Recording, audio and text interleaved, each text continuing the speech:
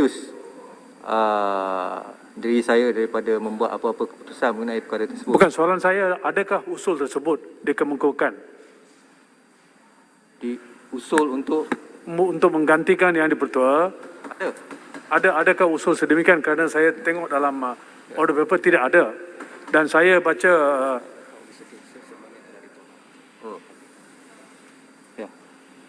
saya baca peraturan 4 dan also peraturan Usul itu ada dibuat, tapi saya serahkan kepada Timbalan Speaker untuk buat keputusan. Ia membenarkan sedemikian.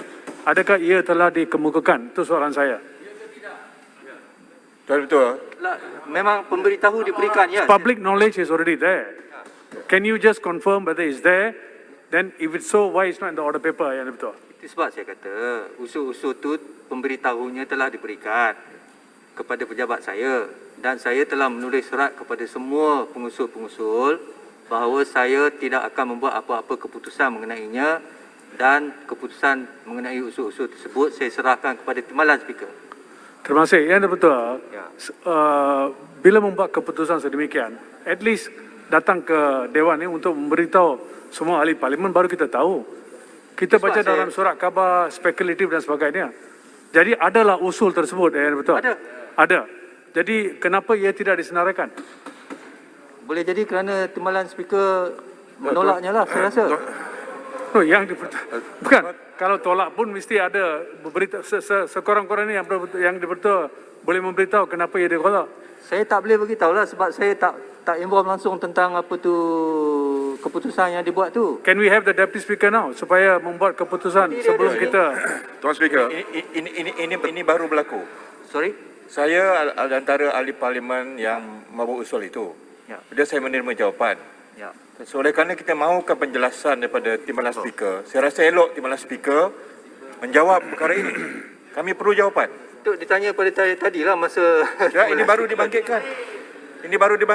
Ya. Tadi Q&A. Boleh jadi Q&A. Boleh tak? Saya faham kedudukan speaker tak boleh jawab. 2:30 Timbalan Speaker akan duduk. Saya ada kamar khas. Tuan Speaker. Boleh ditanya waktu tu? Tuan Speaker, peraturan mesyuarat yang sama. Tuan Speaker, soalan yang diajukan oleh Ipoh Barat cukup senang untuk kita faham. Pertamanya, adakah usul tersebut dikemukakan? Dibuat. Jawapan itu adalah ya. Ya. Telah pun dikemukakan. Ya. Dan Tuan Speaker sebagai speaker di dalam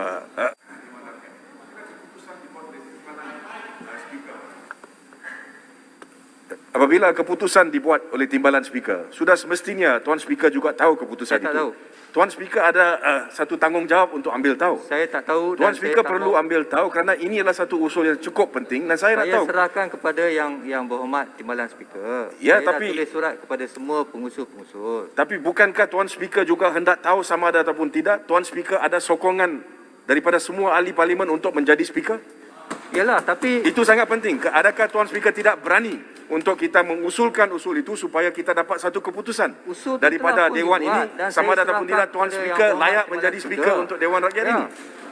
So that's the question. Kenapa usul-usul yang penting begini diketepikan? Kita tidak boleh datang ke Kena Dewan tanya ini dan Timbalan kita Speaker ketepikan begitu saja.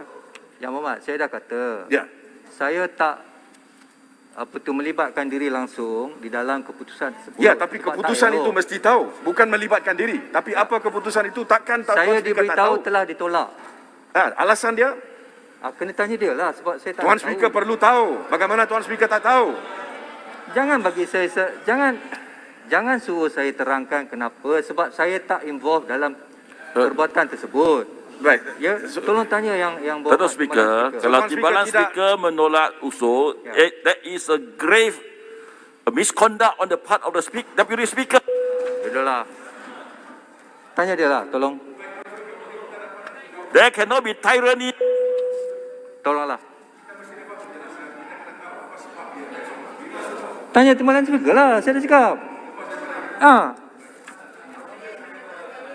Speaker, macam mana boleh Timbalan Speaker buat keputusan terus usul itu tidak ada? How can both of you make the decisions? What are we here for? Siapa kata both of us? Satu saja, Timbalan Speaker.